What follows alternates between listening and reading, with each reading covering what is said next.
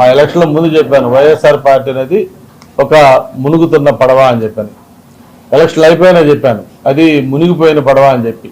మరి ఈరోజు మనం చూస్తా ఉన్నాం. ఆ రోజు చెప్పాం, చివరికి జగన్మోహన్ రెడ్డి గారు తప్ప ఆ పార్టీలో ఎవరూ మిగలరు అని ఆ రోజు మనం చెప్పిన మాట ఈరోజు నిజమైంది. మరి ఒక రకంగా చెప్పాలంటే జగన్మోహన్ రెడ్డి గారికి మరి ఆత్మ పరమాత్మ, ఆయన A1 A2 ఒక నీడ లాంటి వ్యక్తి.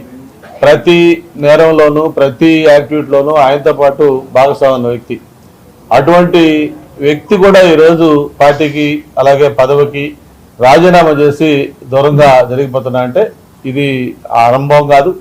గతంలో చాలా జరిగాయి. చాలామంది ఎంపీలు రాజీనామాలు చేశారు. మోపిదేవి వెంకటరమణ గారు చేశారు, కృష్ణయ్య చేశాడు, అలాగే బేదా మస్తారావు చేశారు. ఇంకా రేపం బాబు మళ్ళీ మన అయోధ్య రామిరెడ్డి గారు అంటా ఉన్నారు, మన జిల్లా నుంచి ఒక రాజ్యసభ సభ్యులు అంటా ఉన్నారు. ఇట్లా రకరకాల పేర్లు చెప్తా ఉన్నారు. వీళ్లతో పాటు అలాగే ఓడిపోయిన పాత నాయకులు, మంత్రులు, బాలినేని శ్రీనివాసరెడ్డి గారు కావచ్చు, ఉదయ్ భాను కావచ్చు, ఇలాంటి వాళ్ళు. అలాగే విశాఖపట్నం తీసుకుంటే మన భీమిలి ఇన్ఛార్జి ఉన్న అవంతి శ్రీనివాసరావు రాజీనామా చేశారు. ఇట్లా రోజు పేపరు తెరిస్తే ఏదో ఒక రాజీనామా, పార్టీకి బై చెప్తున్న వార్తలు మనం వింటా ఉన్నాం. అంటే ఇవన్నీ ఎలక్షన్లో పార్టీలు ఓడిపోవటాలు, మళ్ళీ ఎలక్షన్ల తర్వాత మళ్ళీ అవకాశం ఉంటే గెలవటాలు, ఇవన్నీ సహజం జరుగుతూ ఉంటాయి.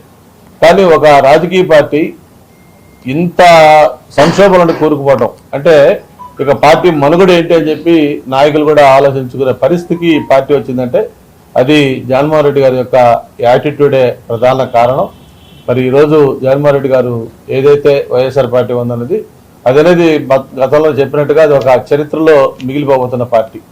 ఆయన ఎన్ని మాటలు చెప్పినా, ఎన్ని వాళ్ళ నాయకులు మిగిలిన ఒకరిద్దరు ఏదో ట్వీట్లు చేస్తున్నా సరే, ప్రజల్లో ఈరోజు వైఎస్ఆర్ పార్టీ అంటే దానికి మొత్తం నిజ స్వరూపం బయటపడిపోయింది.